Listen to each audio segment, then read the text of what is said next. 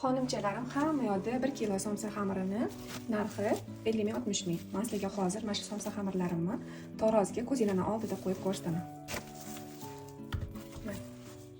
1,5 kilodan ham oshiq, ko'ryapsizlar.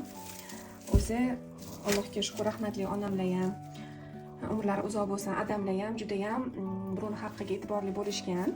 Tushgan joyim ham Allohga shukr. Luqmaga katta e'tibor beradigan halol odamlarga tushganman. Qaynotamlar, qaynonamlar ham birovni haqqiga birsin ham xiyonat qilmagan odamlar. Shu narsani tarbiyasini olganman mana. Ровно 1,5 kilo ekan bunisi.